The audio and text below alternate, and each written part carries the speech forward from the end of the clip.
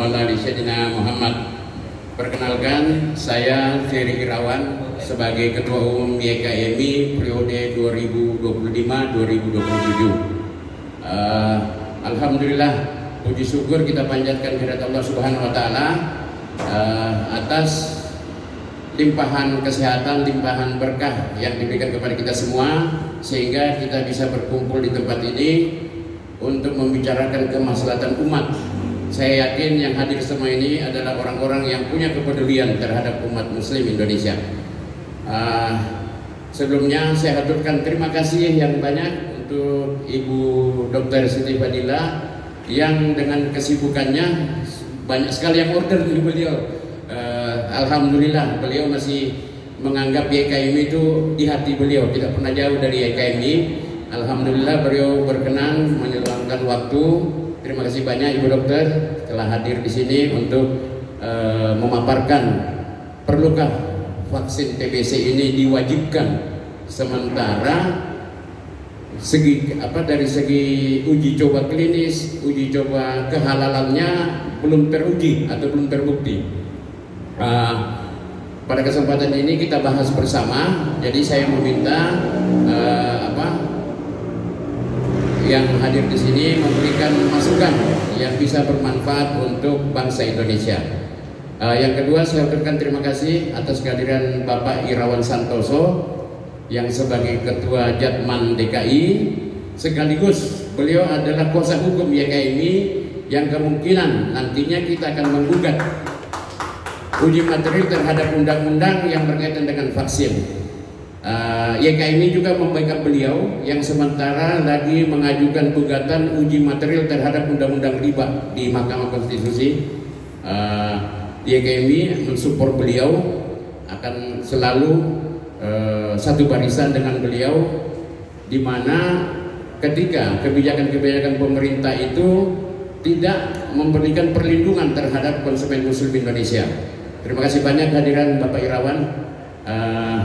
Untuk peserta yang hadir, saya pun haturkan terima kasih banyak. Insya Allah kita bersama-sama YKMI akan selalu ada di barisan terdepan untuk memberikan pelayanan dan perlindungan terhadap masyarakat konsumen Indonesia. Teman-teman sekalian, assalamualaikum warahmatullahi wabarakatuh. Ya, saya mengucap salam lagi karena ini sudah masuk sesi diskusinya. Teman-teman sekalian, mungkin saya ingin mereview sedikit saja ya sebelum sampai ke topik diskusi kita. Yang pertama, saya menegaskan kembali Yayasan Konsumen Muslim Indonesia, mungkin ada yang baru dengar atau ada yang baru tahu. Yayasan Konsumen Muslim Indonesia ini adalah organisasi masyarakat sipil yang didirikan oleh sejumlah aktivis Islam. Ya, saya kebetulan ada di dalamnya. Ada yang Ferry, ada Ustadz Irawan dan lain sebagainya. Memang organisasi ini didirikan untuk membela dan mengadvokasi hak-hak konsumen muslim. Jadi ada dua nih ranahnya, hak-hak konsumen secara umum, hak-hak konsumen muslim secara umum, dan hak-hak konsumen atas posisi mereka sebagai umat muslim di Indonesia. Dan dalam rekam jejak sejarah YKMI, alhamdulillah organisasi ini pernah bikin pusing pemerintah, ya. Pernah bikin negara harus menyediakan hak bagi orang Islam. Terutama kalau Bapak Ibu sekalian ingat waktu kejadian COVID-19 kira-kira 2001-2002 lalu, Ibu sekalian. Jadi pada waktu itu YKMI menggugat negara untuk menyediakan vaksin halal bagi umat muslim, karena dahulu waktu COVID kita diwajibkan vaksin, tetapi tidak ada vaksin yang halal. Nah, YKMI mengambil peran, mengambil posisi pada waktu itu untuk menggugat negara, dan alhamdulillah gara-gara kita, negara mewajibkan pemerintah Indonesia dalam hal ini Menkes untuk kemudian menyediakan vaksin halal. Dan tentu saja YKMI tidak hanya bergerak di urusan vaksin, mentang-mentang diskusinya hari soal vaksin, enggak. Banyak sekali ruang yang sudah kita lakukan, termasuk misalnya kemarin teman-teman YKMI juga aktif dalam mendorong kampanye boikot produk terafiliasi Israel. Nah, ini juga menjadi bagian dari ranah yang kami gerakan, kami perjuangkan begitu. Nah, Bapak Ibu sekalian, tadi saya sudah singgung soal kenapa diskusi ini kita buat. karena mungkin Bapak Ibu sekalian pernah mendengar 2 minggu lalu ya terkait kedatangan miliuner Bill Gates ke Indonesia dan disambut langsung oleh Presiden Prabowo. Dan pada saat yang bersamaan Bill Gates melalui Yayasan Bill Gates Foundation itu juga mengklaim sudah memberikan hampir 158 juta dolar, koreksi kalau saya salah, selama beberapa tahun terakhir, dan mereka berniat untuk menambah lagi bantuan itu, tetapi rupanya bantuan dan hibah itu tidak diberikan secara gratis karena pada saat bersamaan Bill Gates juga mengumumkan akan memberikan vaksin M79 ya kalau tidak salah ya, untuk mengatasi persoalan penyakit TBC di Indonesia. Saya ambil data sedikit dari BPJS, nanti mungkin Ibu Siti akan koreksi. Ternyata menurut BPJS untuk fasilitas kesehatan rujukan tingkat lanjutan atau FKRTL 2020-2024, jumlah peserta rawat jalan gara-gara penyakit TBC ini sekitar 588.800 orang. Jadi kabarnya ini peringkat kedua, Ibu ya, yang berubah. Tapi kan kita diklaimnya 1 juta orang. Oh iya. Jadi katanya gara-gara ini kemudian maka penting untuk segera mengatasi persoalan TBC. Tapi masalahnya gitu ya, apakah kemudian memang TBC ini harus dilawan dengan vaksin? Nah, apakah kemudian hanya vaksin yang diberikan oleh Bill Gates yang kemudian memang menjadi vaksin yang efektif untuk mengatasi TBC? Atau pertanyaan yang lebih penting, adakah obat atau adakah cara lain selain vaksinasi untuk menghentikan dan menangani gitu ya penyakit TBC di Indonesia? Alhamdulillah wa syukurlah. Hari ini kita akan mengulas sedikit perihal perlukah vaksin Bill Gates dalam urusan TBC khususnya di negara Indonesia. Jadi saya akan mengungkapkan sedikit perihal historis bagaimana perjuangan dan langkah yang pernah dilakukan oleh YKMI, Yayasan Konsumen Muslim Indonesia. Ini suatu organisasi yayasan yang belum lama berdiri, tapi ini sengaja kita dirikan ketika itu masih maraknya pandemi COVID-19. Jadi posisi saya ketika itu adalah sebagai kuasa hukum YKMI. Gitu. Dalam hal ini saya juga bertindak sebagai mudir Jamiah Ahli Tarekah Al-Mutabarok An-Nadliyah. Ini organisasi perkumpulan ahli tarekah. Nah, jadi ruhnya YKM ini berada di orang-orang ahli tarekah. Jadi orang-orang tarekah. Jadi dulu kita pernah melakukan aksi demonstrasi di Departemen Kesehatan.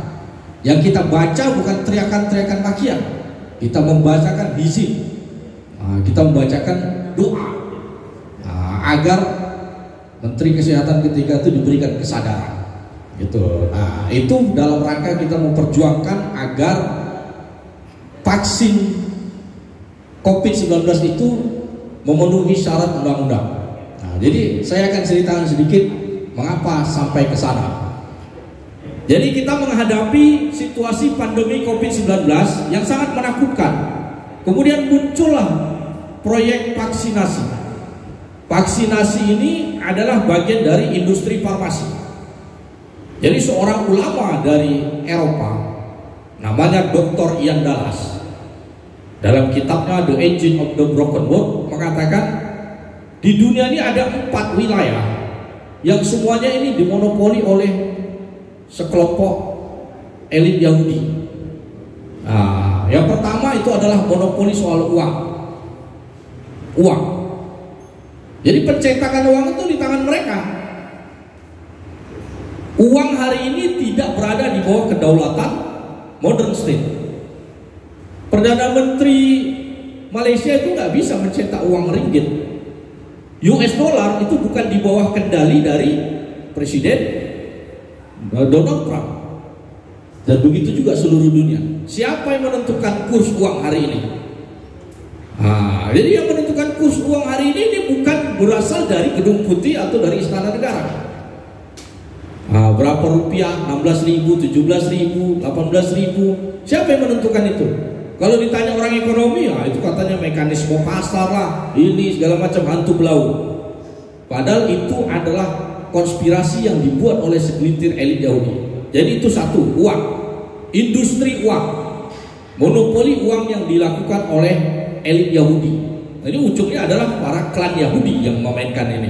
Makanya kita kenal ada namanya Rothschild, ada Rockefeller, termasuk si Bill Gates.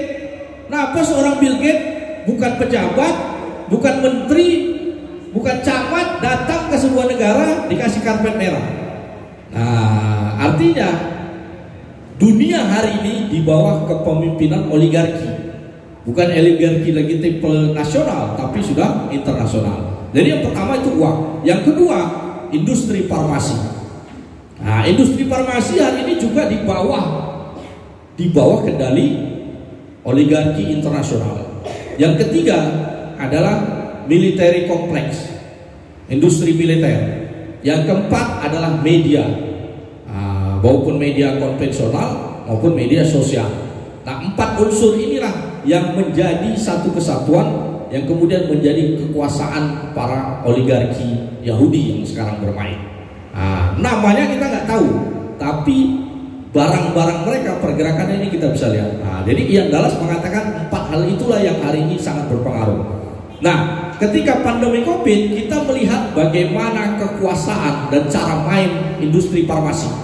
Salah satu produk yang mereka mainkan adalah vaksin, gitu loh. Nah, Indonesia pada tahap awal kebagian hibah vaksin. Pertama namanya hibah. Datanglah kita kemudian diwajibkan secara undang-undang untuk melakukan vaksin.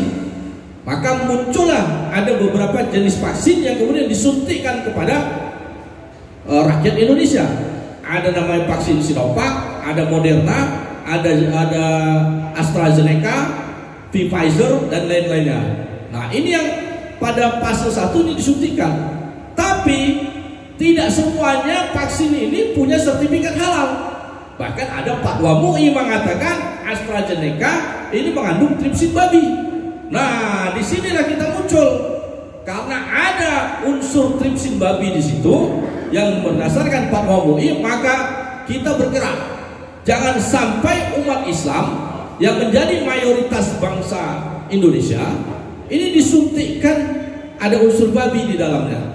Nah, tentu itu haram, gitu loh. Ada yang bilang kalau nggak dimakan halal, itu kata orang-orang Depkes. Kita nggak bisa percaya karena dia bukan ulama, gitu. Kalau dimakan baru haram kata dia. Tapi kita nggak bisa percaya. Nah, langkah kita pertama, kita secara publikasi mendesak supaya pemerintah menyediakan yang halal. Karena waktu itu Sinovac sudah punya sertifikat halal. 3 jenis yang lain ini tidak punya sertifikat halal. Artinya ini melanggar yang namanya Undang-Undang Jaminan Produk Halal. Jadi kita punya namanya Undang-Undang JPH, Undang-Undang Jaminan Produk Halal. Sekarang ini sudah digabung menjadi Undang-Undang Cipta Kerja. Gitu. Dasar dalam Undang-Undang Jaminan Produk Halal itu adalah semua barang dan jasa yang beredar dan masuk di Indonesia, yang diproduksi dan dikonsumsi Indonesia wajib bersertifikat halal.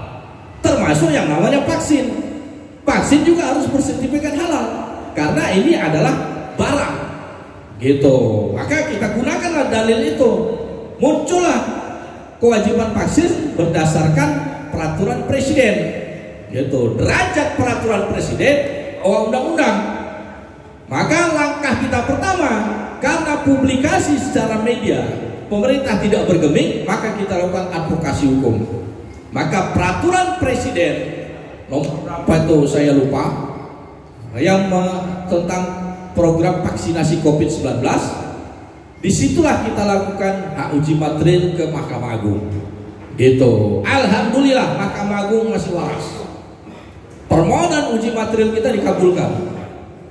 Dikabulkan. Nah, sejak itulah pihak Departemen Kesehatan mulailah kebingungan karena putusan dari Mahkamah Agung, putusan dari uji material tersebut mengatakan bahwa kewajiban pemerintah untuk memberikan vaksin halal. Intinya seperti itu. Jadi bunyinya, redaksinya saya agak lupa karena udah agak lama. Alhasil ini sudah menjadi satu ketentuan undang-undang. Jadi kemudian muncullah fase kedua. Jadi ada fase pertama, fase kedua. Fase kedua ternyata pemerintah CQ Departemen Kesehatan masih melakukan vaksin juga. Tapi vaksin-vaksin yang tidak bersertifikat halal itu masih disuntikkan kepada umat Islam. Yang mayoritas adalah menjadi penghuni negara ini. Maka kita kejar lagi Departemen Kesehatan, pihak Kemenkes, kita gugat lagi ke Pengadilan Tata Usaha Negara untuk membatalkan Kemenkes yang dia terbitkan tersebut, karena Kemenkes itu bertentangan dengan putusan Mahkamah Agung. Alhamdulillah di situ kita dikabulkan kembali, petun kita dimenangkan. Sampai kemudian kita pernah 3 kali head to head dengan pihak Departemen Kesehatan YKNI, dan semua gugatan kita melawan Depkes itu dikabulkan oleh pengadilan. Nah, itulah langkah kita dalam memberikan advokasi. Waktu itu kan pilihannya adalah banyak kelompok yang menolak vaksin sama sekali. Nah, sementara kita, posisi kita adalah kita bisa menerima vaksin asal dia memenuhi syarat halalnya, gitu loh. Jadi ada vaksin yang sudah halal, tapi ini ternyata tidak bisa digunakan semuanya. Masih yang digunakan adalah vaksin-vaksin yang tidak halal. Nah, ketika persidangan di pengadilan TUN ketika itu muncullah alasan-alasan dari pihak Departemen Kesehatan. Salah satunya bahwa mereka harus memenuhi namanya, ada makhluk yang kita nggak tahu, Itagi. Mungkin Ibu Siti Fadilah ini tahu siapa Itagi ini. Jadi rupanya kepatuhan itu bukan kepada kedaulatan negara, melainkan harus tunduk kepada Itagi yang ini di bawah WHO. Loh, jadi negara ini negara apa? Kalau begini, kalau kita harus terikat kepada dari wilayah farmasi harus terikat pada Itagi. Kemudian ini adalah di bawah WHO. Mana yang disebut dengan sovereignty, kedaulatan? Apakah begini format Indonesia negara republik? Gitu. Jadi inilah yang penuh banyak pertanyaan-pertanyaan dari proses proyek vaksin. Karena pengadaan vaksin ini tidak lepas dari skema internasional, dari yang pengalaman kita vaksin COVID-19. Nah, muncul lagi sekarang vaksin Bill Gates.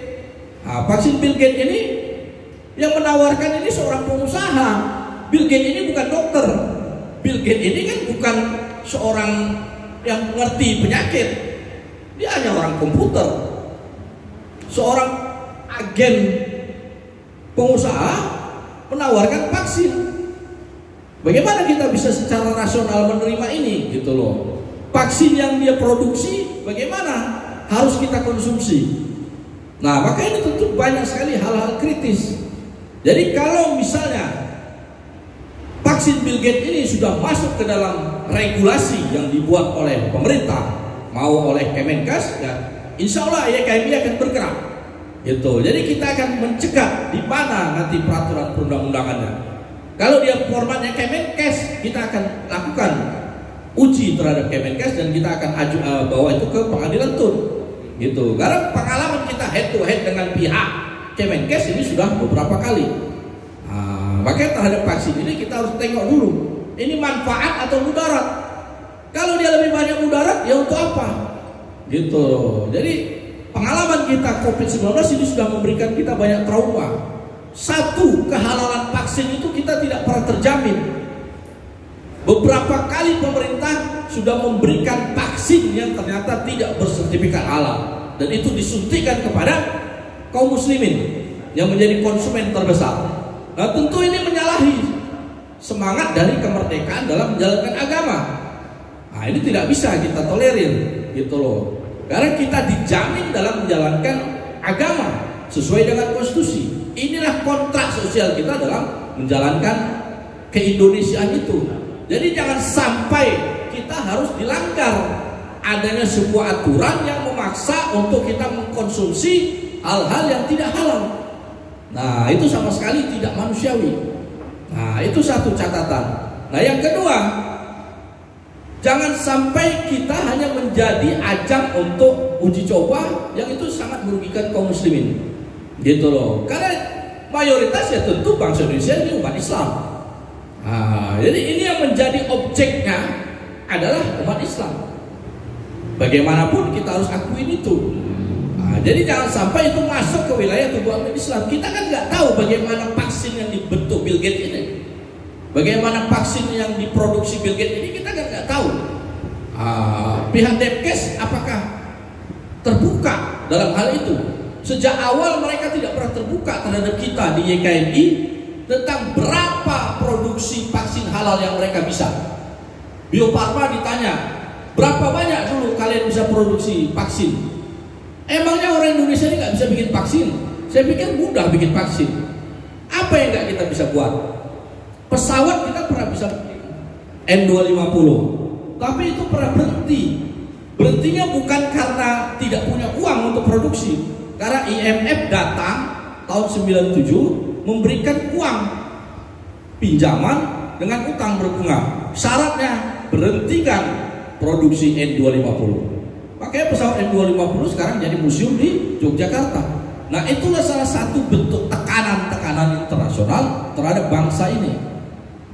Jadi artinya dari sisi industri farmasi ini juga sangat luar biasa. Permainan skema internasional ini yang kemudian kita hanya menjadi pihak yang dirugikan. Nah, maka itu kedaulatan di wilayah kesehatan ini sangat perlu sekali. Sangat perlu kita jaga. Karena ini menyangkut hajat hidup orang banyak. Maka dari itulah pertanyaan pertama, kita perlu atau tidak vaksin? Karena vaksin apakah benar ini obat primer ataukah ini obat sekunder? Karena yang kedua, hidup kita ini kan bukan cuma johir saja. Ada johir wal batin. Vaksin yang paling ampuh itu kita sudah diajarkan dalam agama kita, Islam. Zikir, ibadah itu vaksin paling ampuh. Karena segala sesuatunya penyembuhan itu datang dari Allah Subhanahu wa taala. Jadi kalau ditanya kita sudah punya vaksin, sudah.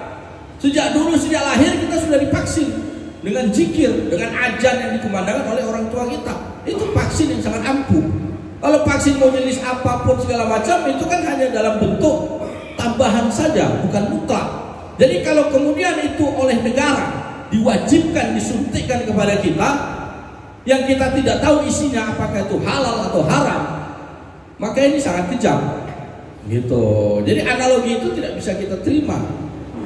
Jadi vaksin ini kalau bisa ya sesuai dengan yang membutuhkan saja, jangan dia menjadi kewajiban. Karena di balik ini adalah sebuah industri. Nah, industri yang ini bukan berasal dari Indonesia.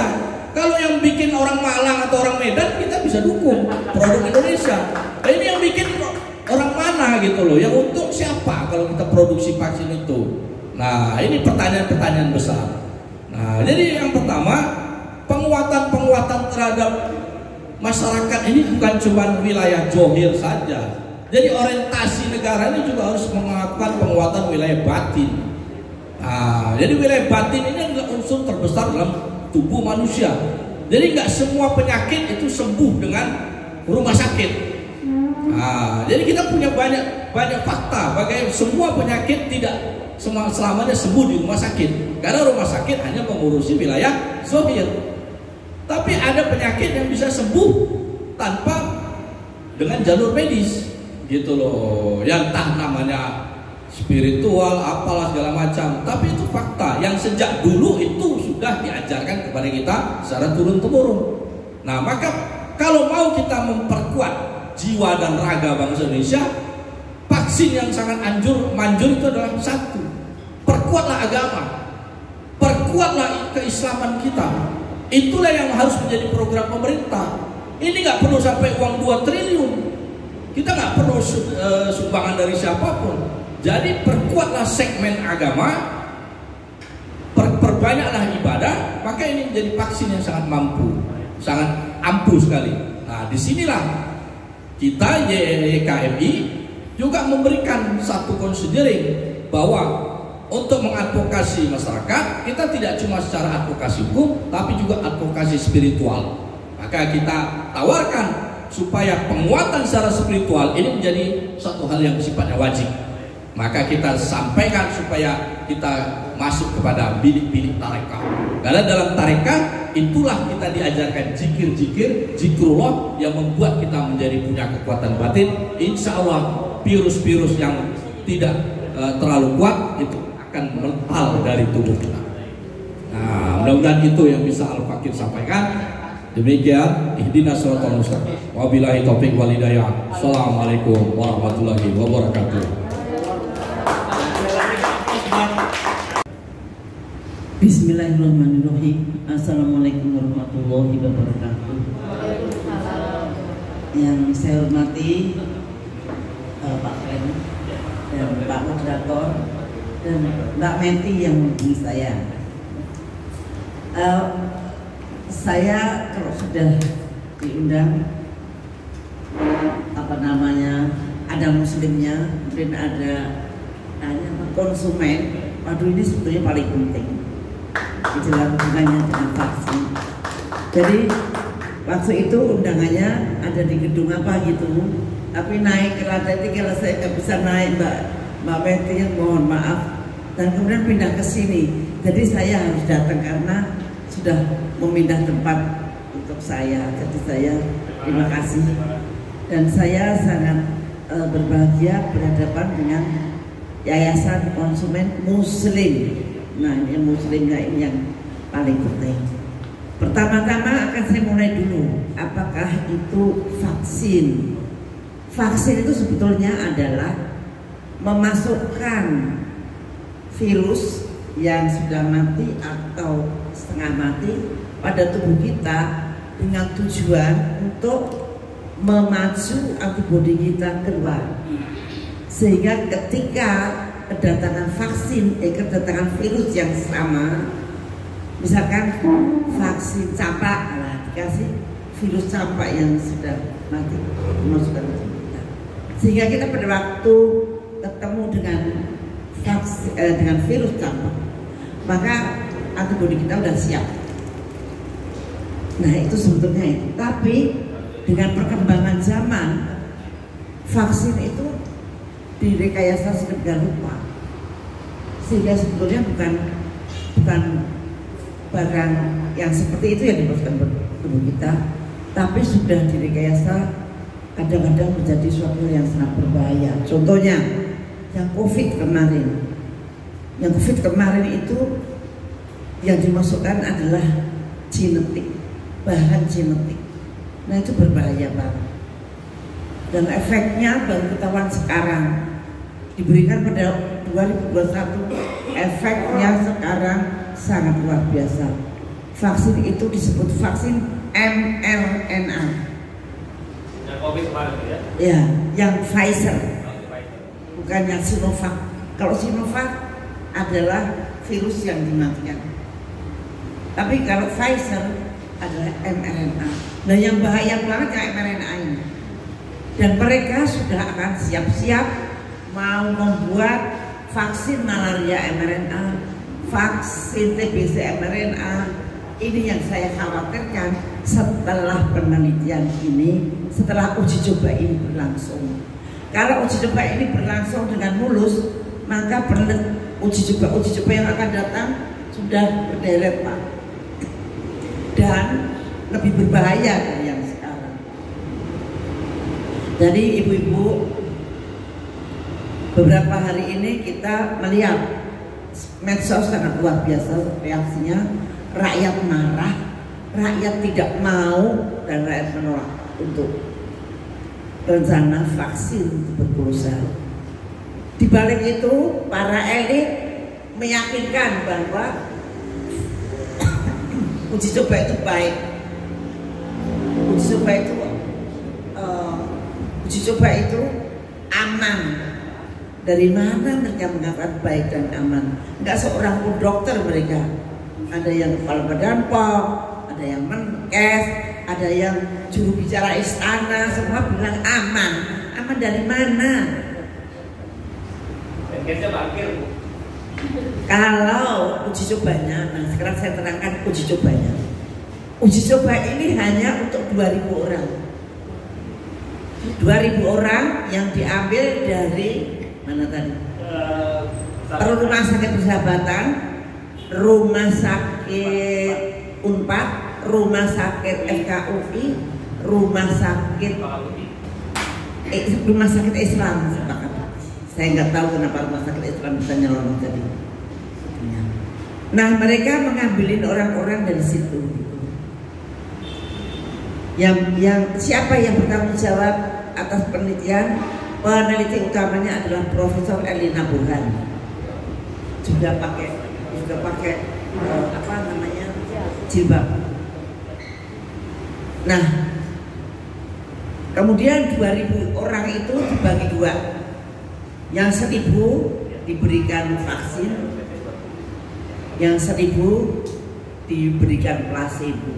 Placebo itu bukan vaksin, ya air lah, pokoknya untuk perbandingan. Anda pasti tanya dong, vaksin apa Bu? Vaksinnya dibuat dari apa Bu? Vaksinnya dibuat dari protein Bacillus tuberculosis yang berasal dari Afrika dan disuntikkan kepada orang Indonesia yang 1.000 tadi. Kalau bahaya selama penelitian, selama uji coba, itu pasti nanti uji cobanya hasilnya dibagus-baguskan. Gak mungkin uji coba hasilnya jelek. Mereka udah mengeluarkan uang banyak, jadi pasti dibaik-baikkan. Tetapi apakah jangka panjangnya itu tidak berbahaya? Tak seorang pun tahu. Tak seorang pun bisa ngeklaim bahwa itu aman. Jangan-jangan suntikan protein Bacillus tuberculosis dari Afrika yang disuntikkan pada orang Indonesia itu akan menjadi penyakit baru, kita nggak tahu. Atau akan baik-baik saja, kita juga nggak tahu. Jadi untuk klaim-klaim bahwa pasti aman itu masih dipertanyakan. Nah, sebetulnya siapa sih yang dipakai untuk uji coba? Orang-orang yang mau diuji coba mestinya diupahi. Kalau di Amerika sana upahnya tinggi, tapi di sini saya nggak tahu, jangan-jangan nggak diupahi juga mau. Siapa yang mendampingi mereka juga saya nggak tahu. Nah, mereka itu yang berumur antara 15 tahun sampai 44 tahun. 15 tahun dengan 44 ini kalau ditambah 20 tahun, 35 sampai 64. Ini kan namanya orang-orang yang masih sangat berperan untuk kemajuan negara dan bangsa. Padahal 20 tahun lagi kita Indonesia emas. Coba nggak azan? Lihat dulu ya. Jadi yang mRNA itu adalah yang Pfizer. Itu korbannya paling banyak di dunia. Di Jepang sudah mengatakan bahwa ketika disuntik, setelah selesai suntikan COVID, maka sakit kanker merebak sangat besar. Dan di Amerika diketahui bahwa anak-anak muda pada meninggal mendadak karena jantung dan karena stroke. Nah, yang kita takutin adalah mRNA ini. Nah, vaksin ini apa? Vaksin ini bukan mRNA, tapi protein yang dimasukkan ke tubuh kita. Cuman proteinnya dari Bacillus tuberculosis dari Afrika, itu aja. Kita belum tahu reaksinya kira-kira 10 tahun lagi atau 20 tahun lagi. Nah, kalau cuma reaksinya pada uji coba pasti aman. Uji coba itu pakai duit. Nanti kalau jelek nggak jadi dipakai, mereka rugi. Gitu loh. Nah, apakah uji cobanya pasti mereka mengklaim dengan cara yang aman, dengan cara yang baik? Waduh, pokoknya baik semua. Ya kayak pokoknya itu ya kayak ijazah pasti asli lah itu pokoknya. Nah itu seperti itu. Nah kita tidak bisa kita tidak, kalau menghadapi kayak gitu ya pasti. Nah sekarang apa yang merugikan? Yang merugikan sudah saya bilang tadi. Nanti kalau penelitian ini sudah berakhir, penelitian ini akan berakhir tahun 2028, masih lama. Maka kita harus menjaga outdoor, menjaga kita terus panas, terus jangan sampai dingin Pak. Nah nanti selesainya pada tahun 2028, mulai saat itu barulah injeksi itu akan dimulai. Padahal dulu janjinya umur 15 sampai 44, tapi nanti setelah 2028 semua tidak terjadi. Atau ketika Anda mau keluar negeri atau naik kendaraan, Anda pasti harus pakai kartu. Yang dulu mau ke mall harus pakai kartu, kemana-mana harus pakai kartu. Nah ini kenapa? Ya karena vaksin itu ada harganya. Semakin banyak dipakai, semakin untung mereka. Mereka itu siapa? Ya yang mengatur, membuat vaksin sampai menyebarkan di seluruh dunia. Apalagi yang mau ditanyakan? Tadi terkait ini kan kepentingannya katanya untuk penanganan TBC. Nah, apakah betul mediumnya dengan vaksin? Nah, ini TBC kita klaim ya, saya tidak tahu siapa yang itu. Katanya kita juara 2 di dunia. Ada 1 juta di Indonesia. Ayo siapa yang hitung? Seperti menghitung bintang di langit ya, siapa yang menghitung bintang di langit? Nah, kita diklaim ada 1 juta dan yang mati 100.000 per tahun. Kalau 100.000 per tahun, 1 juta mestinya 10 tahun udah habis dong ya. Tapi ini masih ada terus. Ini nomor 1 adalah India, nomor 2 nomor 1 India, nomor 2 Indonesia, nomor 3 Cina. Kenapa kok 3-3-nya? Ini semua banyak orang miskin yang padat penduduknya. Nah, TBC itu biasanya mengenai orang-orang yang miskin, gizinya jelek dan berdempet-dempetan. Tapi kalau sosial ekonominya sudah bagus, negara-negara yang maju itu nggak ada TBC. Tadi apa pertanyaannya? Nah, untuk mestinya kita harus menurunkan yang 1.800.000 itu turun gitu menjadi 500.000 atau menjadi 200.000. Nah, cara menurunkan itu mestinya bukan dengan vaksin, tapi dengan mengintensifkan pengobatan. Dulu saya melatih Aisyah untuk memberikan obat-obatan pada pasien dikasih obat-obatan banyak, disuruh minum di depannya, Nah ini mestinya juga sambil diperbaiki gizinya diperbaiki dengan baik, dan tempat tinggal yang uyel-uyelan itu harus dibetulkan. Kadang-kadang saya pernah melihat 4x5, udah cuma 4x5 aja sembarangan ada di situ untuk tidur 7 orang. Yang 2 orang positif tuberkulosis, yang pasti yang 5 pasti ketularan. Nah, yang nular itu adalah TBC yang positif. Tetapi vaksin ini diperuntukkan bukan TBC positif, tapi TBC yang laten. Padahal TBC laten itu Anda kalau menderita laten, Anda tidak menderita, Anda tidak menderita dan Anda tidak menularkan. Nah, kenapa mesti dikasih vaksin? Rada aneh ini. Nah, Menteri Kesehatannya kan bukan dokter, jadi nggak mikir. Itu kalau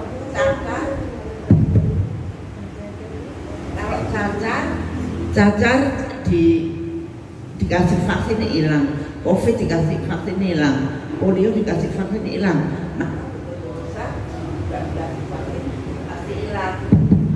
Padahal beda tuberkulosa dengan penyakit-penyakit virus yang menularkan juga begitu.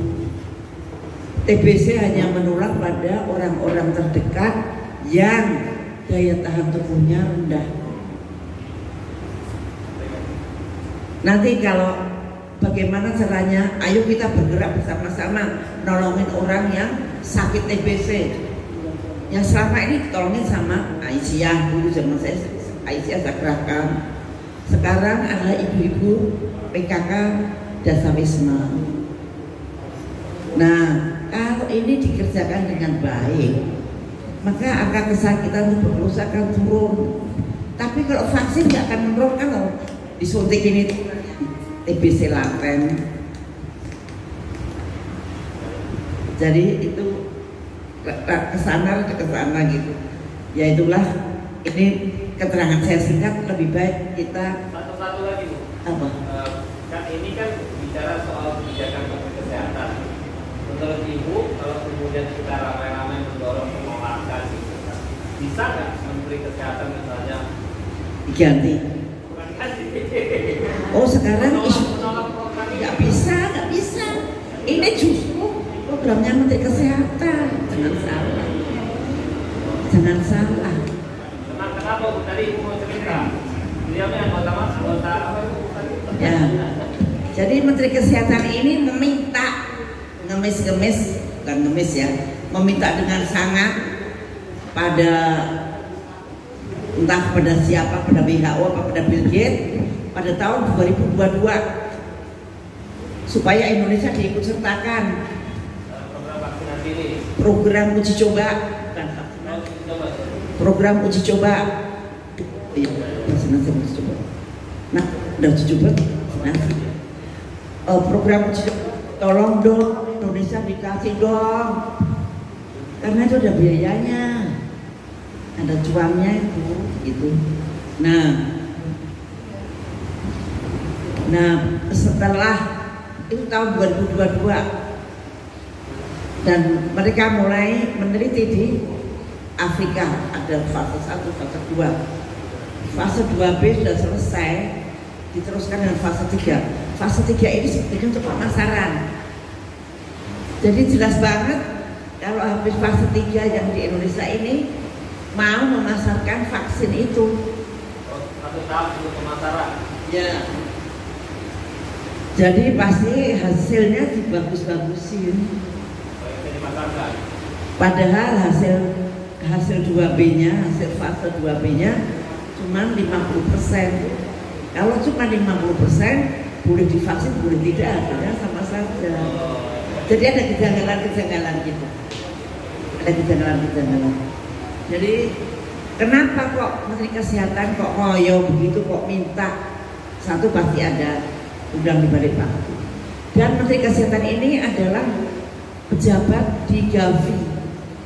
Gavi itu adalah Global Alliance of Vaccine. Jadi dia yang bisa berakal untuk membuat vaksin, dan Gavi yang akan. Jadi Gavi ini organisasi internasional yang memproduksi vaksin. Ya, yang bisa berhubungan dengan WHO. Jadi dia bisa WHO bersuara begini. Nah, dia menjadi pejabat tinggi di situ. Menkes Budi Gunadisadikin. Iya, Menkes kita. Nah, dialah yang harus bikin vaksin. Dia harus, mereka mempunyai kompetensi untuk mendistribusikan, dan mereka punya kompetensi atau wewenang untuk menginikan harga vaksin, mengatur harga vaksin. Jadi ada kepentingan pribadi juga, menurut saya. Jadi ada kepentingan bisnis jelas, karena tadi salah satunya alasannya karena kebetulan figur Menkes kita adalah bagian Gavi tadi, pejabat di Gavi. Ini konfirm Bu ya? Ya. Oke, baik.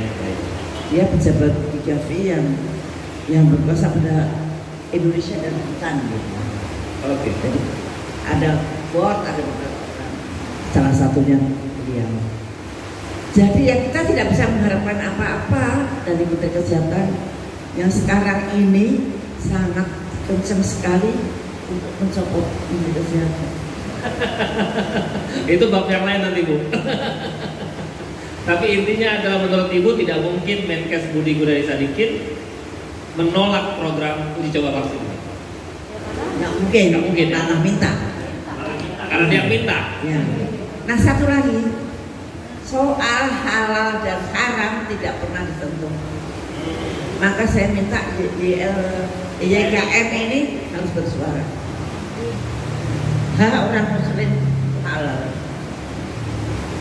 Bagaimana peneliti utama tidak memikirkan halal dan haram? Even untuk yang diteliti, dan itu 1.000 orang, itu yang Islam berapa? Tanyakan.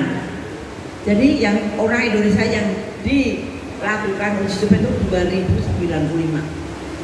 Separuh diberi vaksin, separuhnya lagi diberi placebo. Tanyakan pada mereka, berapa yang muslim di antara manusia uji coba tersebut? Apakah mereka diberikan haknya sebagai manusia muslim harus mendapatkan sesuatu yang halal atau tidak? Seharusnya manusia-manusia uji coba itu mendapatkan haknya sepenuhnya. Kalau perlu YKM protes ke Menteri HAM. YKM. Bang Ferry, nah ini ada pesan dari Ibu. Protes, ajukan gugatan dan protes ke Menkumham. Pertanyaan, apakah manusia uji coba itu ada yang muslim apa tidak? Yang muslim berapa? Bahkan ada yang di rumah sakit Islam. Apakah sudah dijamin halal dan haramnya? Ini penting untuk PR YKM ya. Saya kira demikian. Saya pengen pertanyaan-pertanyaan dari ibu-ibu dan bapak-bapak. Assalamualaikum warahmatullahi wabarakatuh. Waalaikumsalam warahmatullahi wabarakatuh. Kita beri aplaus buat Ibu Siti Fadila Sumari. Bang Irawan, ada yang mau tambahkan sedikit sebelum sesi tanya jawab? Langsung saja ya. Oke, baik. Saya buka sesi tanya jawab ini untuk 3 orang terlebih dahulu, ya. Jadi nanti tolong perkenalkan nama dan dari mana. Singkat saja, jangan muter-muter karena tadi Ibu bilang ke saya, kalaupun kemudian kita mundur, waktunya mungkin sampai 4:30. Jam 4:15. Oke, boleh saya minta harus imbang gendernya ya, 1 perempuan, 2 laki-laki. Yang pertama Bapak, kemudian nanti yang kedua Ibu, yang ketiga yang pakai ini ya di depan yang meja putih. Panitia tolong dibantu mic-nya. Halo?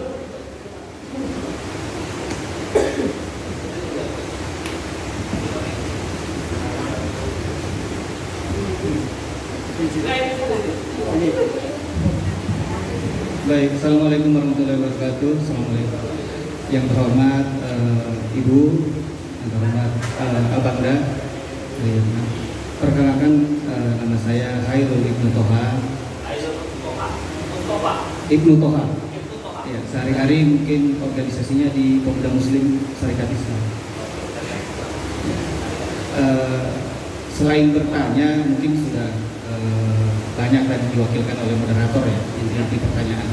Kami mungkin sekedar sharing, belajar dari pengalaman sebelumnya waktu vaksin berjilid-jilid COVID itu. Ini kan apa? Ya, ini kan program ini baru diterima antara head to head atau government to government dari apa? Business to government ya. Ya. Belum ada regulasi tertulis dari pemerintah untuk penerapan dan pengaplikasiannya atau apa segala macam. Mungkin paling rendah-rendahnya adalah keputusan menteri untuk regulasinya, atau bahkan setinggi-tingginya adalah peraturan presiden ketika itu memang harus dilakukan.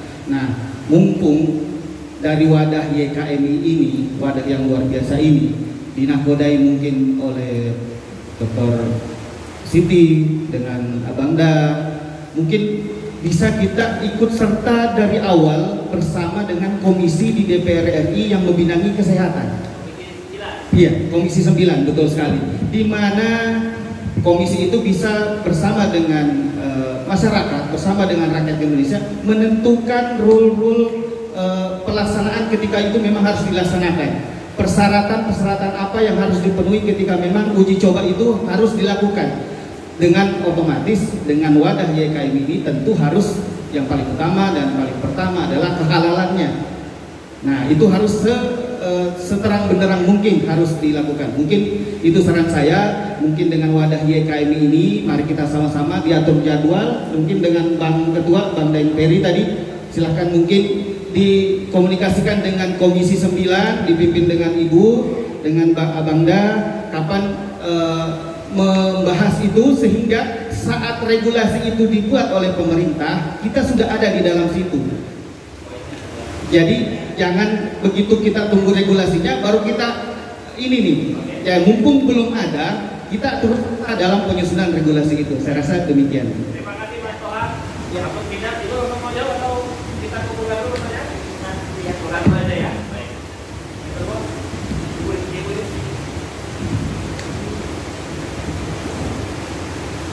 Assalamualaikum warahmatullahi wabarakatuh. Nama dari mana? Saya Bu Ria dari warga Tebet. Saya langsung ingin menanyakan untuk penyakit TBC ini tapi yang keras. Saya Bu Ria dari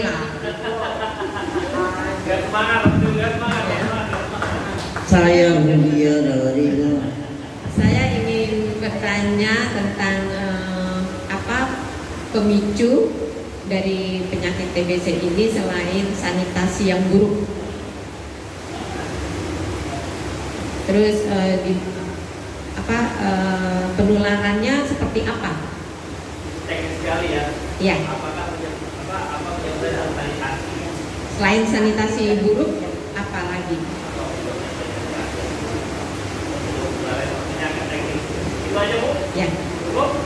Ya tadi ya penularannya ya. Terima kasih. Assalamualaikum warahmatullahi wabarakatuh.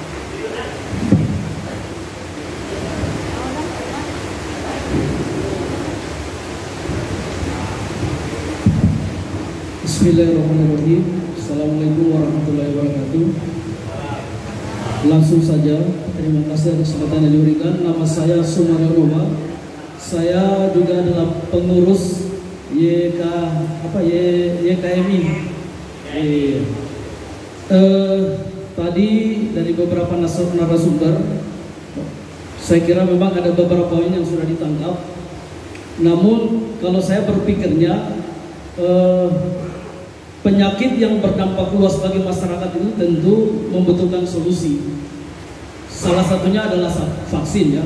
Jadi vaksin ini saya kira bukan hal baru ya. Cuma problemnya sekarang ini Bu, di era kemajuan globalisasi termasuk begitu gencarnya sosial media, nampaknya memang kita sebagai warga dan bahkan pun negara kesulitan untuk bisa menangkap informasi yang utuh dan benar. Karena masyarakat. Dalam pertanyaannya apa?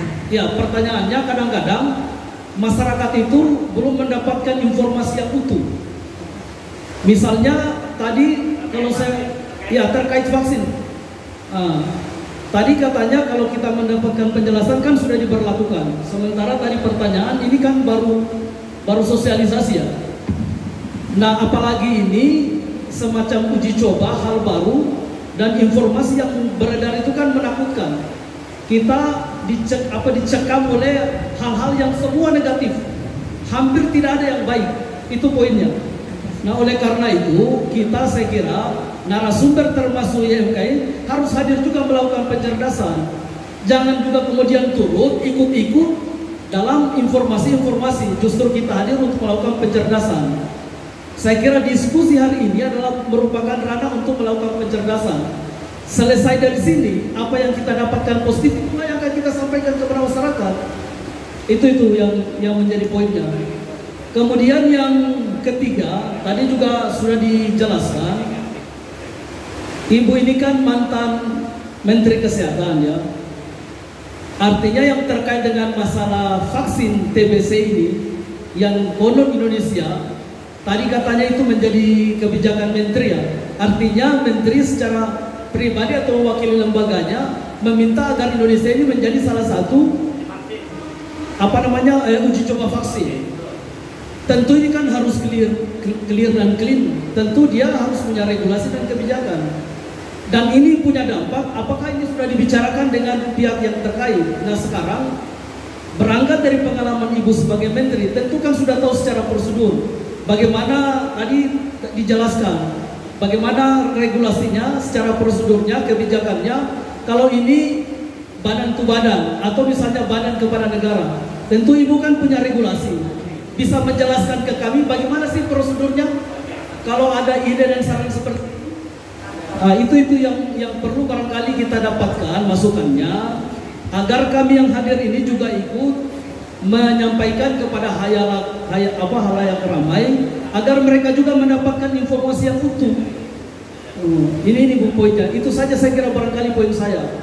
Terima kasih. Assalamualaikum warahmatullahi wabarakatuh. Dari namanya dari Sumariono dari EKMI. Pertanyaannya Pak Mustoha pertama kali, mestinya ini G2G, saya setuju. Dan tidak harus ke DPR. Kita itu, tubuh kita itu bukan milik presiden, tubuh kita itu bukan milik Menteri Kesehatan, tubuh kita itu bukan milik Badan POM. Enak aja, iya deh, saya dapat sumbangan, silahkan uji coba sama rakyat saya. Nah itu sebetulnya itu yang melukai masyarakat banyak, untuk kemudian timbul suatu penolakan dan sebagainya. Padahal sebetulnya uji coba vaksin ini kan terbatas, cuma untuk 2.000 orang, 2.095 orang itu. Tapi masyarakat udah ketakutan, dikirainya semua akan dicoblosin gitu. Nah, karena caranya waktu datang pada Pak Prabowo, kalau Anda cermati videonya, Anda melihat wajah Pak Prabowo itu tidak baik-baik saja, seperti terfeta kompli. Karena Pak Prabowo tuh memikirkan bahwa dia akan menyumbang MBG, tiba-tiba dia dapat tulisan untuk uji coba gitu. Lihat deh kalau nggak ulang-ulang, saya ulang-ulangi berkali-kali, ya. Saya melihat wajahnya rada kaget. Lihatnya bantu MBG malah lihat sini ya. Uji coba.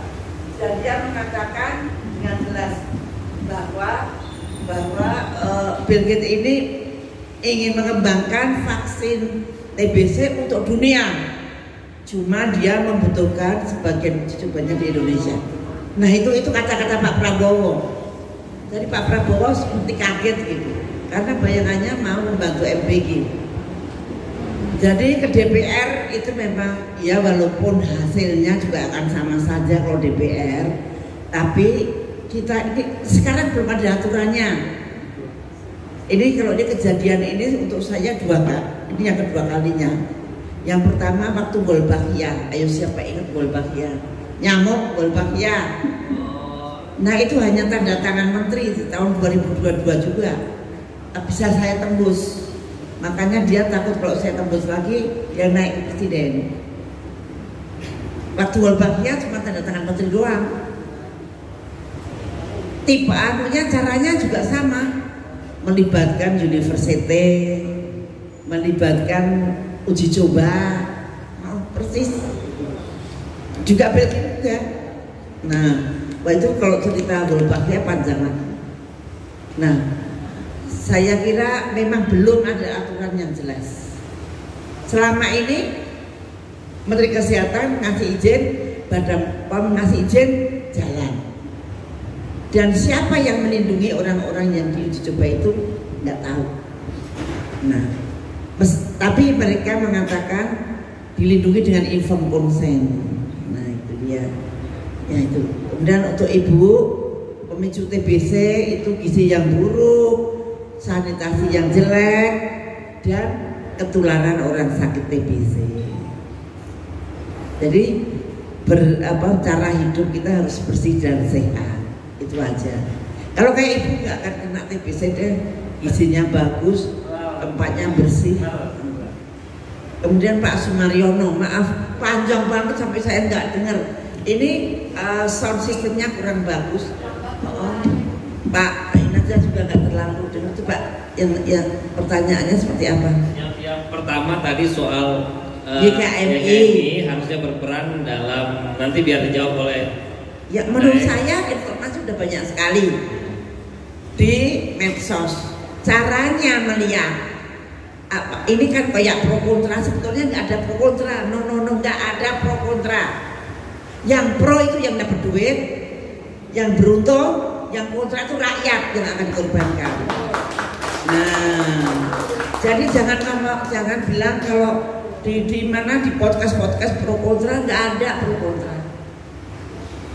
Yang pro itu pasti orang yang diuntungkan, pemodal, peneliti utama, buzzer. Tapi kalau yang podcast yang biasa, misalkan kayak saya, ya aku untungnya apa? Kan nggak ada untungnya, nothing tulus. Menjadi menteri lagi udah terlalu tua.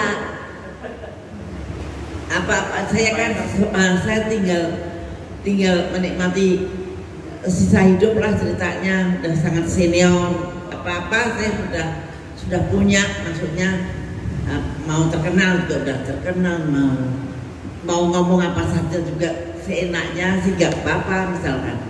Nah itu sebetulnya harus bisa memilah-milah. Kita juga tahu kan misalkan ada kontroversi misalkan ijazah palsu, lebih susah lagi itu. Wah yang ini begini, yang itu begitu, yang ini begini, yang itu begitu. Nah kita pasti akan bisa memilah-milah sendiri. Kemudian apa nih? Proses uji coba vaksin. Nah ini saya ceritain ya, untuk pengalaman. Dulu saya tolak, kalau saya nggak ada, saya tolak. Saya pernah ada vaksinasi di suatu area, saya nggak berani ngomong area, satu pulau. Terus saya tolak, di sini nggak ada penyakit ini. Kemudian datanglah yang punya vaksin, orang bule-bule. Ya mereka merayunya itu sudah dengan rayuan Pulau Kelapa itu. Apa ibu mau saya jadikan ini, ibu saya punya dana segini gitu. Ada uang itu ya? Ada uang ya? Enggak, saya tolak. Kalau Anda nekat saya laporkan ke Mahkamah Internasional. Akhirnya nggak jadi kan? Tapi kemudian oleh menteri saya lengser, saya menjadi Banting Pres, menterinya diganti dengan orang lain, ditandatangani. Sekarang pulau itu menderita penyakit itu paling tinggi di Indonesia. Dulu nggak ada penyakit itu. Gimana Bu? Wah, itu rahasia. Nanti tak bisikin. Jadi sangat mungkin itu bisa menyebarkan suatu penyakit baru. Nah, itu pengalaman saya. Jadi Ibu nggak pernah ya pro? Nggak pernah saya tolak. Kalau saya tahu saya tolak, kecuali kalau nyolong-nyolong ya. Tapi kebetulan ketahuan semua. Jadi kayak vaksin polio itu kita itu menguasai 35% pasar dunia. Bikinan kita sendiri yang halal di Bio Farma. Itu pada suatu hari WHO itu tiba-tiba punya program untuk menghancurkan vaksin tuberkulosa ini karena dianggap berbahaya. Vaksin polio karena dianggap berbahaya. Berbahayanya apa? Karena anak yang divaksin polio keluar virus. Caranya mereka gimana? Mereka bayar. Orang-orang kesehatan di Yogyakarta disuruh meneliti. Ternyata mereka mengatakan limbah di Yogyakarta penuh dengan virus polio. Ini padahal dalam 10 tahun Jogja tidak pernah ada polio. Lah kalau itu penuh dengan virus polio berarti kan virusnya nggak berbahaya. Nah karena itu maka vaksin polio yang tetes harus dihapuskan dari dunia, coba. Padahal cuma untuk menghancurkan pasar kita yang 35% dari dunia. Dan sekarang sudah ada vaksin polio yang baru yang namanya suntikan, yang bukan produksi kita. Waktu itu saya masih jadi menteri, tak lawan. Dan mulainya suntikan kira-kira baru setahun 2 tahun ini, ya 5 tahun terakhir. Jadi memang selalu ada trik-trik untuk jualan vaksin. Ya kalau cuma untuk cuan, kalau untuk menciptakan penyakit baru kita nggak akan tahu. Kita yang tidak tahu. Kalau cuma untuk duit aja ya, kalau kita punya biasanya duitnya dari APBN, dan APBN kan nggak punya duit, utang. Jadi kita dibebani utang.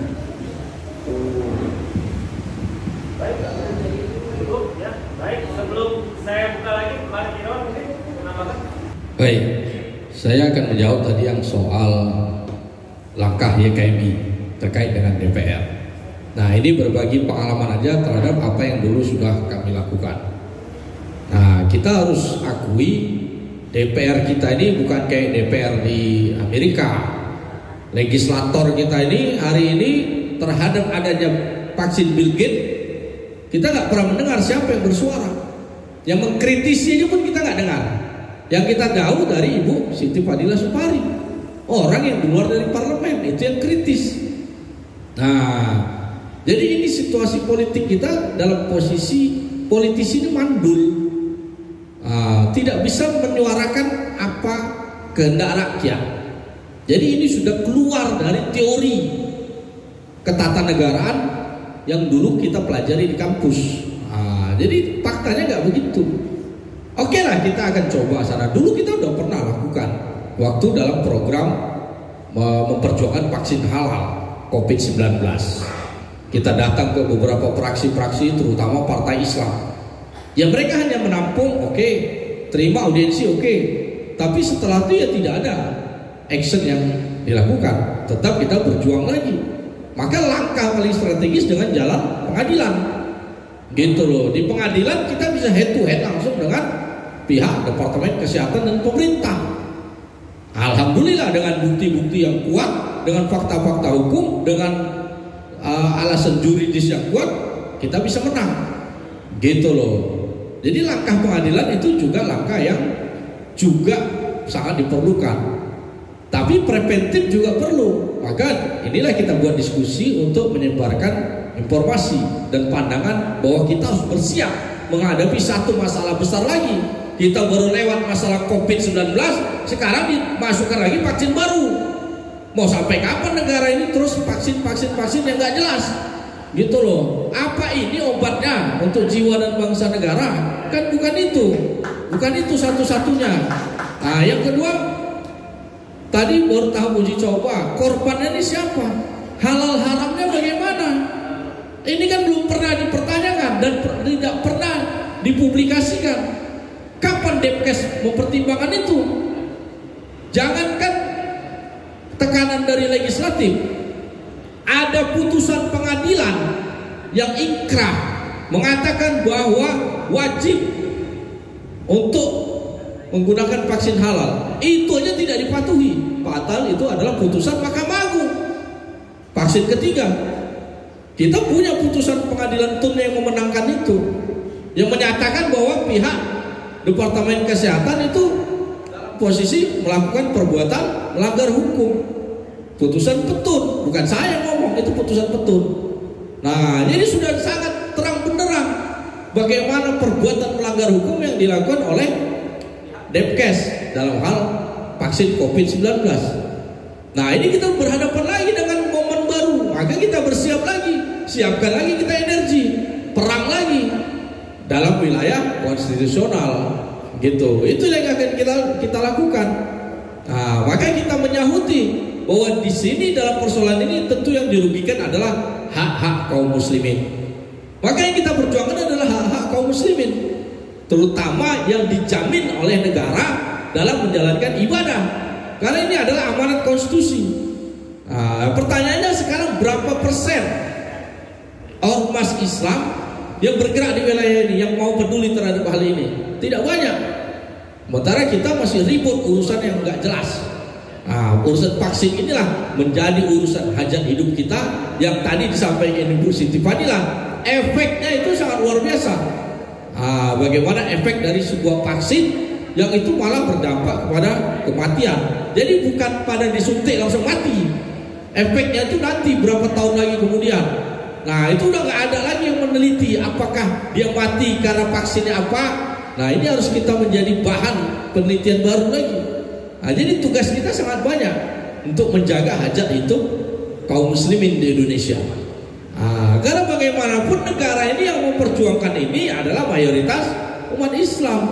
Jadi jangan kita udah merdeka, kita menjadi ajang uji coba. Bangsa lain datang uji coba, bangsa lain datang uji coba. Mana merdekanya? Ini pertanyaan-pertanyaan yang harus kita renungkan gitu loh. Jadi Belandanya udah pergi, datang pula kulit putih lain bawa vaksin. Kita suruh uji coba. Apa bedanya di zaman Belanda dulu? Kalau zaman Belanda dulu masih agak lebih manusiawi. Jadi persoalan kita hari ini menghadapi satu konsorsium oligarki internasional yang menguasai bisnis farmasi dalam wilayah farmasi, dan kita berhadapan dengan hal itu. Ini hanya bisa dilakukan dengan kekuatan kaum muslimin, jamaah. Jadi disinilah pentingnya umat Islam itu kembali berjamaah untuk memperjuangkan haknya. Kita nggak melawan siapa-siapa, kita hanya memperjuangkan hak kita yang dijamin oleh konstitusi.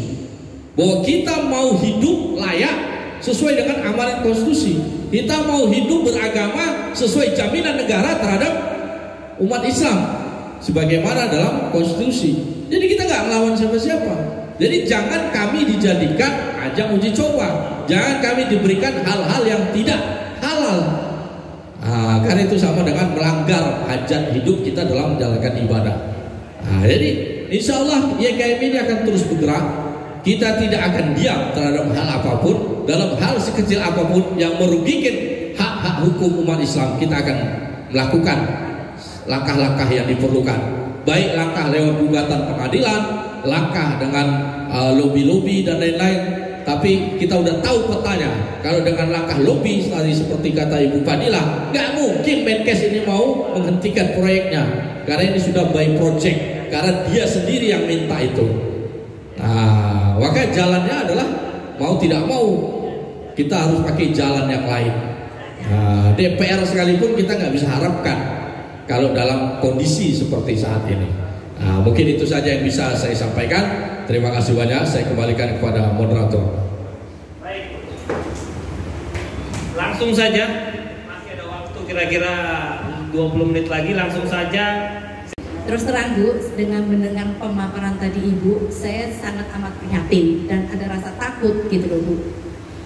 Baik itu dampak dari ini ya, yang COVID kemarin, virus vaksin yang diinginkan kita ya Bu. Itu sebenarnya tugas siapa? Supaya rakyat ini tahu gitu Bu. Seperti itu kan tadi di Amerika sudah banyak anak-anak muda yang sakit, di Jepang juga. Terus terang saya baru tahu di sini Ibu ya. Itu sebenarnya tugas siapa untuk mengedukasi ini gitu Bu. Jadi supaya kita tuh orang awam tuh paham, dan ini kan nanti ada lagi yang vaksin TBC ini lagi, kita ada rasa takut gimana kita menjaga jangan sampai ini terjadi lagi di Indonesia itu. Ya itu pertanyaannya Pak, edukasi itu sebenarnya tugas siapa gitu, tapi informasi-informasi seperti itu Bu, selain Kemkes ya Bu, pemerintah selain Kemkes maksud saya ya Bu ya. Ya nggak ada yang wajib dia, kalau yang lain sunnah.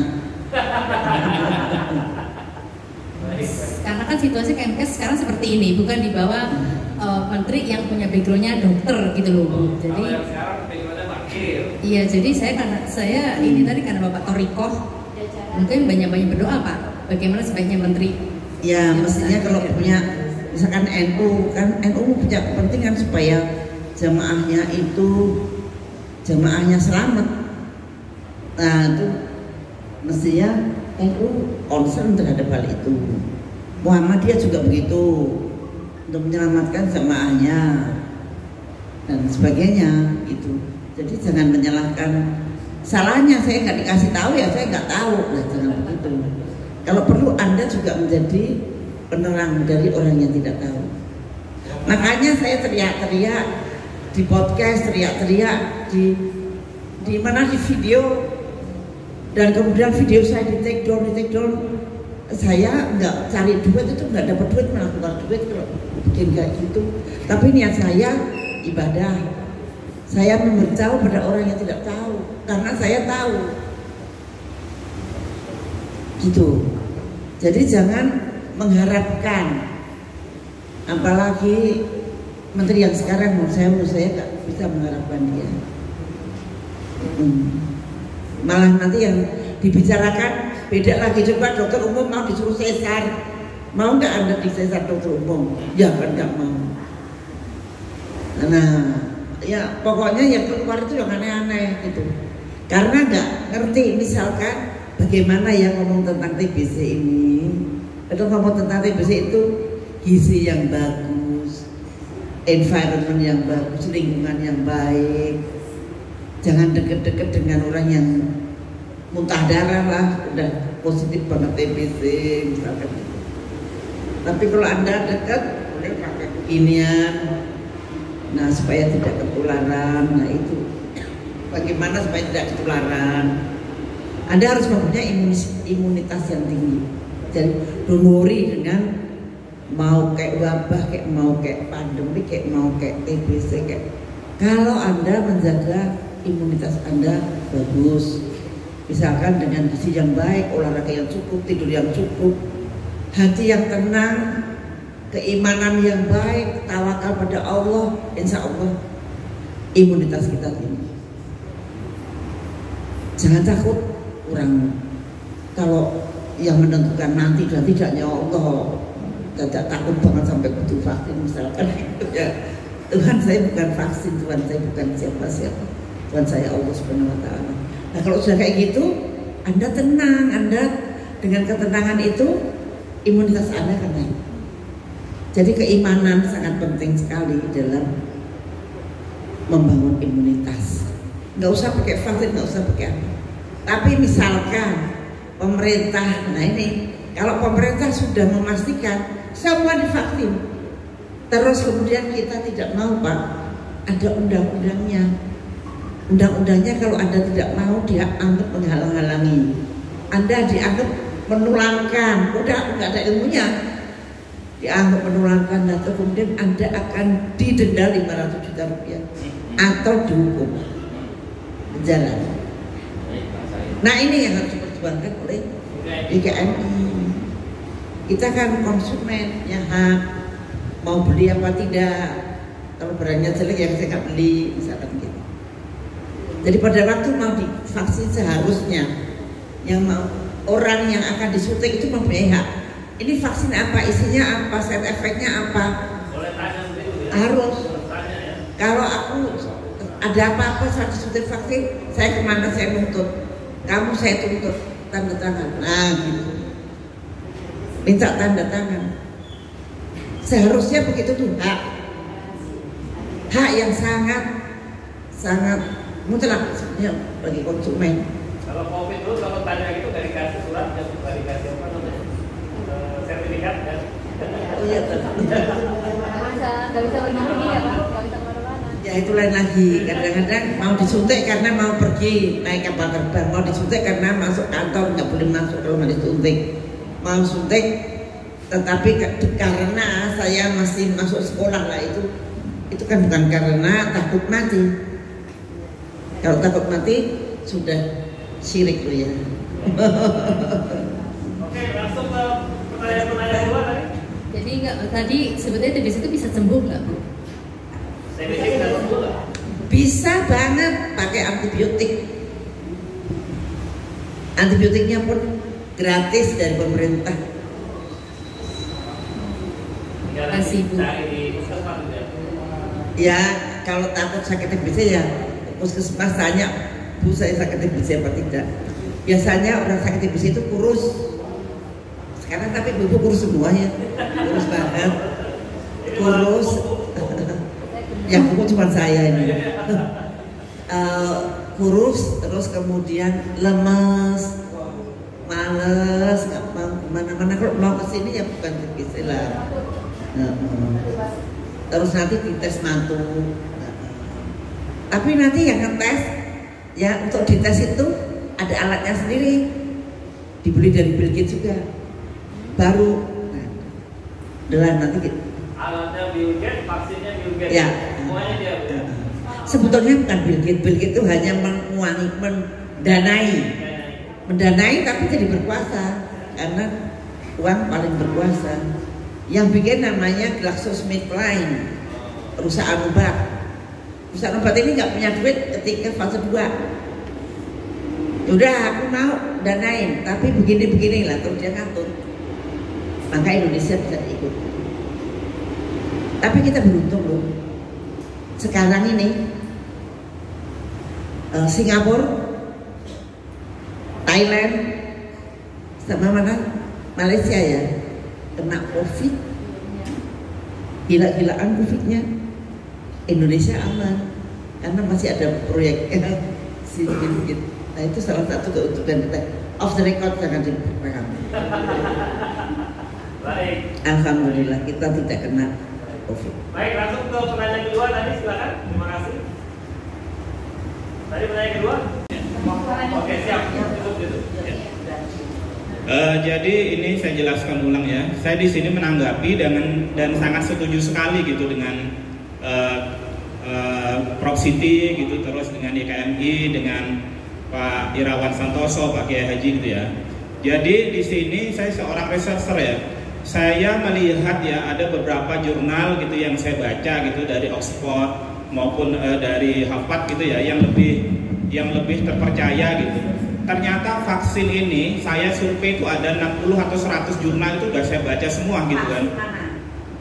Iya dari berbagai vaksin karena yang pertama kali vaksin ini kan di Prancis ya. Di Prancis tahun 1921. Yang jadi pertanyaan analitis kita itu kan kenapa kok vaksin ini bukan mengembangkan dari awal, justru dari seorang pengusaha seperti Bill Gates gitu loh. Kalau memang mau benar-benar vaksin.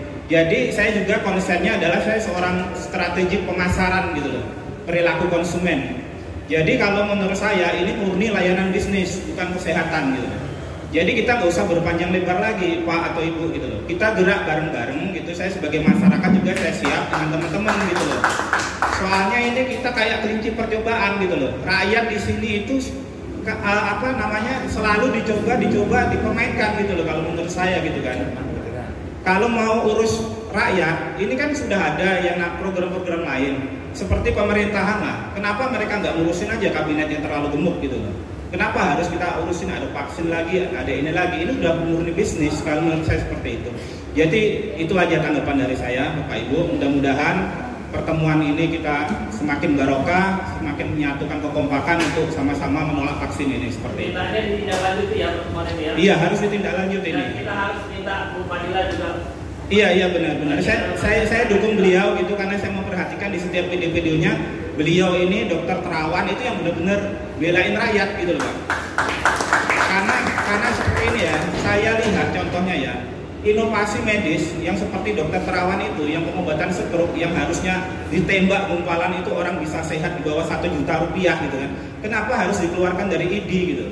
Dikeluarkan dari ID, dicabut surat praktek. Ini kan udah konflik kepentingan semua gitu loh. Kita rakyat mulai analitis, kita kritis, nggak bisa kita diam-diam seperti ini terus gitu. Terima kasih. Terima kasih banyak Mas. Ya. Namanya terus? Hermansyah saya Bekasi. Siap, makasih banyak. Tanggapan saja berarti ya. Baik, makasih. Terima kasih pertanyaannya dokter. Ada dokter ya? Researcher, peneliti. Iya. Researcher dari mana Mas? Dokter kan Anda? Saya membuat UNJ, kebetulan saya juga dosen di Bakti Mulia. Dengar kalau dia dokter, dia ternyata nggak dengar.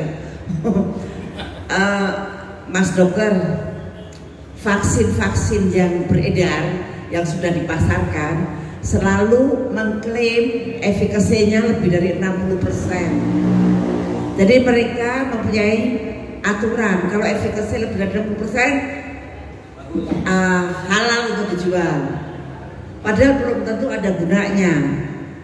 Bahkan penelitian yang ini yang hasilnya itu 2B di Afrika efikasinya cuma 50%. Jadi pakai vaksin dan nggak pakai vaksin sama aja. Yang ngapain vaksin, tidak beli, tidak sakit. Nah, itu yang selalu saya suarakan. Kenapa kita tidak bikin vaksin sendiri? Ini pertanyaan yang saya lontarkan di setiap podcast saya. Kalau pemerintah ini mengkaji dan kemudian mengambil baksil tuberkulosa atau Mycobacterium dari Indonesia, dari Jakarta kayak dari Bekasi kayak, kemudian dikembangkan menjadi vaksin, diuji cobakan pada orang-orang kita, yang nggak apa-apa karena itu untuk kepentingan bersama. Nah ini vaksinnya diambil dari proteinnya orang Afrika. Rasanya tuh gimana gitu. Kita kan nggak kayak orang Afrika aja kadang nggak pakai baju. Kita semua pakai baju, bahkan ini double bajunya. Nah kalau orang Afrika masih ada yang telanjang, ada yang separuh karena panasnya mereka. Ibu mengatakan beda ya? Menurut saya beda. Kemudian environmentnya juga beda, mereka panas, tandus. Kita sejuk dengan penuh hijau. Nah itu menurut saya akan mempengaruhi metabolisme dalam tubuh kita.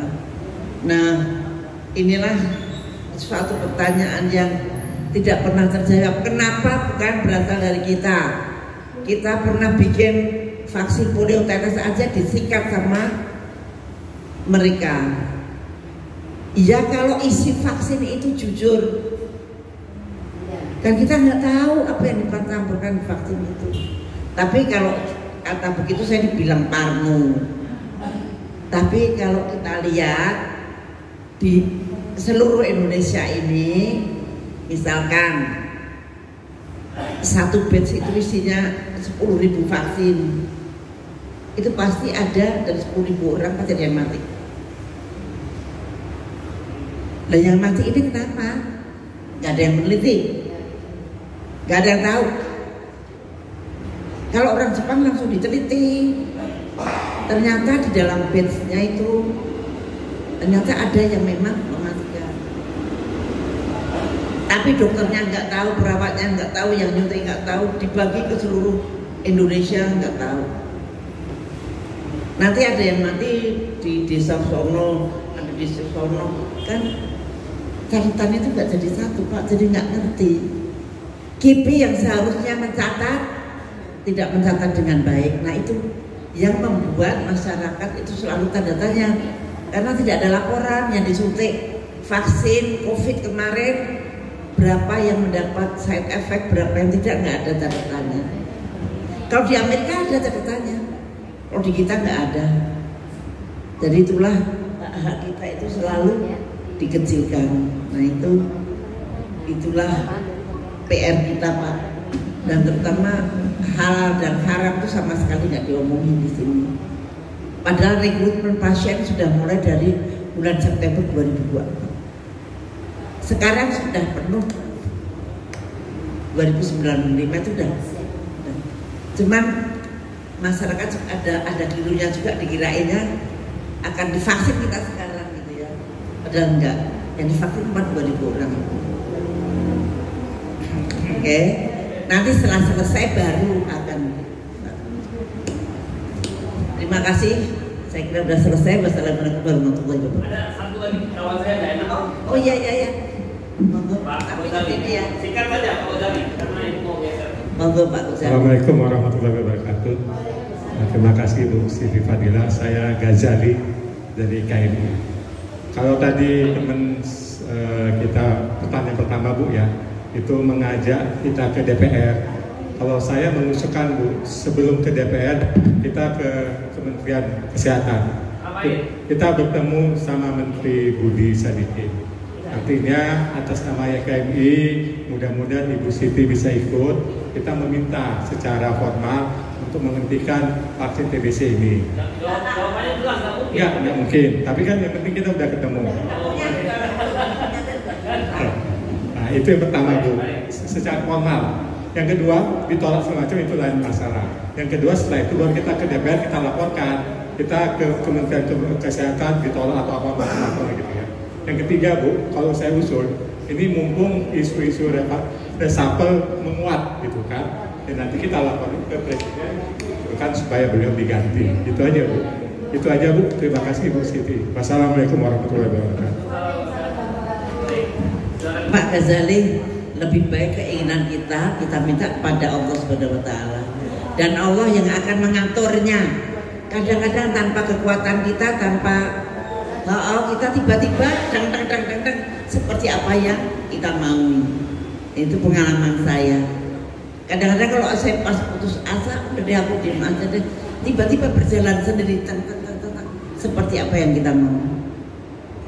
Kalau kita nanti mau maju ke Menteri Kesehatan, maju lagi ke Pak Prabowo, nanti kan mereka itu orang sibuk-sibuk banget. Jadi kita sakit hati. Nah, lebih baik daripada sakit hati kita mohon kepada Allah Subhanahu wa taala. Mudah-mudahan yang terbaik bagi umat Islam yang ada di Indonesia. Itu jawabannya. Baik, saja. Saya langsung silakan Bang Irawan. Saya hanya ingin menyampaikan closing statement saja dari hasil diskusi kita, bahwa tadi kita sudah melihat bagaimana peta dan teknis dunia vaksin ini, termasuk yang apa yang kita sudah lakukan di KMI sebelumnya terkait pandemi. Jadi zaman kita ini bisnis nakut-nakuti itu adalah yang paling laku. Jadi hari ini banyak orang mudah ditakut-takuti. Masyarakat kita ini lemah sekali dalam urusan takwa. Ini harus kita akui. Jadi bisnis ketakutan ini sangat manjur. Orang takut miskin maka muncullah kredit. Orang takut mati muncullah obat, farmasi dan lain-lain. Jadi kalau dari diagnosa ini maka kita harus masuk kepada hulu. Apa sumber masalah selain kita pada wilayah hilir. Jadi persoalan kita menggugat, persoalan kita menolak vaksin, ini ada wilayah hilir. Tapi wilayah hulu inilah yang harus kita juga benahi. Dan itu kembali kepada pribadi kita, terutama kita sebagai umat Islam. Nah, jadi bisnis ketakutan ini yang paling laku zaman sekarang. Takut kalah tenar, takut nggak populer, takut miskin, takut nggak kaya, takut nggak dikenal. Nah, ini bisnis ini menyajikan segala macamnya. Nah, jadi vaksin ini adalah salah satu instrumen dari kita takut mati. Nah, jadi maka kita harus mendengarkan apa pesan dari Jalaluddin Rumi. Maulana Rumi mengatakan, hati-hati dengan ketakutanmu, karena apa yang kau takuti itu adalah Tuhanmu. Nah, dari sinilah maka kita harus ambil kesimpulan bahwa terlepas apapun situasinya, kondisi yang sangat rumit dan kompleks ini, kita harus kembali. Jalan kita adalah kembali kepada tauhidullah, tauhid. Nah, kalau umat Islam tauhidnya kuat, mau Bill Gates datang, kurasa nggak ada yang open. Nah, tapi karena hari ini kita dalam posisi mungkin iman kita ini nggak terlalu kuat, gitu loh. Mudah sekali kita dapat bayaran, terutama dalam urusan kebijakan. Maka di level ini kita perlu membangun kembali kebersamaan, persatuan umat Islam untuk kembali menegakkan tauhidullah. Nah, maka saya menyarankan kembali kita lakoni laku-laku amaliyah yang dulu juga dilakoni oleh para leluhur kita. Nah, itulah penerapan iman, Islam dan ihsan, terutama dalam wilayah ihsan, tasawufi, zikrullah. Zikir ini sangat penting karena itulah imunitas tubuh, zohir wal batin. Nah, kalau kita sudah kuat dalam wilayah zikir, insya Allah kuman-kuman yang virus-virus kecil itu akan mudah kita halau. Tapi kalau kita berada dalam wilayah kegelisahan, ketakutan, maka dengan mudah kuman-kuman itu akan masuk. Nah, jadi yang namanya virus itu hanya mengganggu pada wilayah kita gelisah, wilayah kita takut. Nah, maka tasawuf ini kembali untuk penting sekali agar umat Islam untuk melakoninya. terlepas kita juga advokasi dalam wilayah hilirnya terhadap regulasi yang merugikan hak-hak umat Islam, tapi kita harus lakoni juga wilayah hulunya, karena sumber persoalan kita hari ini adalah persoalan tauhid. Nah, kalau tauhid kita dalam posisi yang sangat strong, maka disitulah era umat Islam itu berada dalam kejayaan. Sekarang kondisi umat Islam kita ini dalam posisi kita hanya menjadi konsumen yang menjadi ajang uji coba. Nah, ini evaluasi diri kita juga, mengapa kita ini hanya jadi ajang uji coba. Maka apa orang kufar itu datang ke sini membawa barang uji cobanya kepada umat Islam di Indonesia. Padahal zaman dulu kita tidak dalam posisi demikian. Nah, jadi ini salah satu bahan renungan. Mudah-mudahan dari sini kita bisa mengevaluasi diri kita semua untuk kita bersama-sama kembali menegakkan dinul Islam sebagaimana ajaran Sayyidina Rasulullah SAW. Demikian yang bisa saya sampaikan. Ihdinas shiratal mustaqim. Wabillahi taufiq wal hidayah. Assalamualaikum warahmatullahi wabarakatuh. Saya kira diskusi hampir kira-kira 2 jam ini cukup membuat pikiran kita terbuka dan sadar betul bahwa memang program uji coba vaksin ini adalah sesuatu yang harus kita hindari dan harus kita lawan, kira-kira begitu. Dan tentu saja Yayasan Konsumen Muslim Indonesia akan berada di garis depan, ya, tadi mengikuti beberapa usulan dan saran yang disampaikan oleh teman-teman. Tadi misalnya kami diminta untuk melakukan komunikasi dengan DPR, dengan pemerintah kelihatannya tidak mungkin, dengan Menkes karena tadi Ibu Siti sudah bilang orang ini programnya Menkes, tidak mungkin kita komunikasi dengan, saya kira begitu. Jadi saya berharap nanti setelah ini kita bisa ngobrol lebih jauh, tentu dengan dipimpin oleh Mas Ketum Ustadz Daeng Ferry. Jadi moga-moga kita bisa bertemu lagi di pertemuan berikutnya. Terima kasih banyak kepada Ibu Profesor Dr. Ibu Siti Fadila, Bapak Irawan Santoso, dan semua teman-teman yang telah hadir di acara ini. Saya haturkan terima kasih banyak.